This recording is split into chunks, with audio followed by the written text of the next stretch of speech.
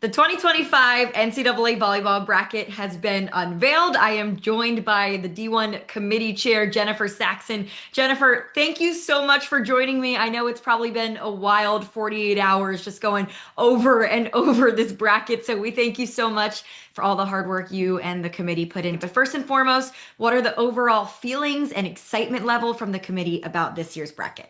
Yeah, we're really, really excited about another outstanding year of women's volleyball. Lots of parity in the field. We've seen continual records set in viewership, in attendance records, and we hope that the excitement around this bracket will not disappoint as we head to the road to Kansas City to crown a champion. Absolutely. Well, I'm excited to dig in. Obviously, we got the first four overall seeds with Nebraska, Kentucky, Texas, and Pitt. No arguments there. I really like those four choices.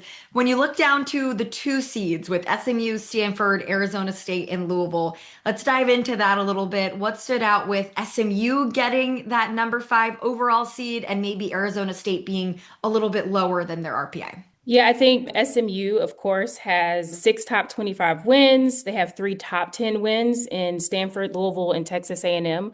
And when you're comparing specifically to ASU, both, of course, we think are really, really good teams. ASU ultimately did not have any top 10 wins. And so when you're looking at that portion of the bracket, ultimately that contributed to some degree of where the positioning happened. Yeah, that makes sense. And then looking down to Texas A&M and M and Creighton at that 9 and 10 overall spot. A&M maybe a little bit higher if you look at them in terms of the eye test, but what led to the drop there? And same thing with Creighton with a higher RPI, but a lower spot in the seeding. Ye- Yeah, I think the committee talked a lot this year about strength of schedule.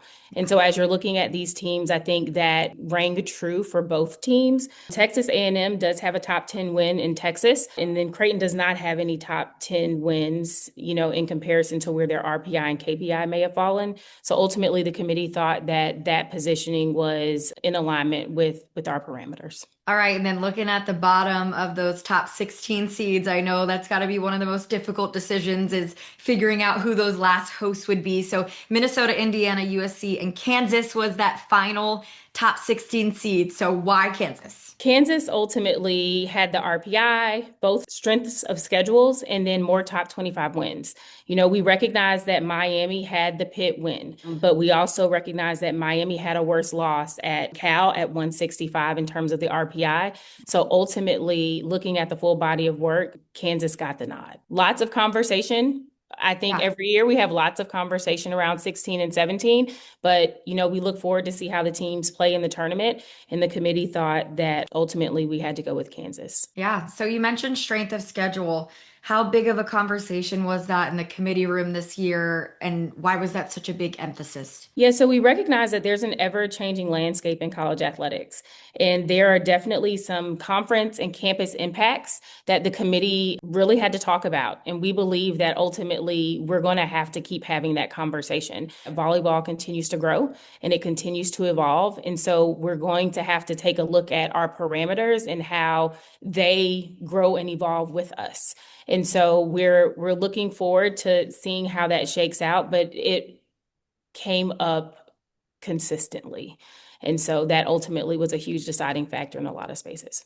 All right. Well, one last question. I want to ask the most difficult decision in the committee room. I'm sure all of them were difficult, but what would you Yeah. say the committee spent the most time on? I would say the hardest decision was finishing the field. We recognize that some of those teams have higher RPIs and KPIs. Their full body of work ultimately didn't rise to the level necessary to make the field, and we Yeah. know that that's tough. But ultimately, we think that following the parameters, we were able to move forward with the last four in. And we're excited Yeah. about the bracket. It's always a tough, tough time to go into these rooms. We watch a lot of volleyball throughout the year, Yeah. and we know that that's always going to be a topic of discussion. But we think that we put forth a great bracket, and hopefully, people are excited about watching how these matches get started and they turn out. Well, thank you so much for breaking it all down and spending the time with me. I know it's been a very long weekend, so we appreciate your time and we're so excited for this year's bracket.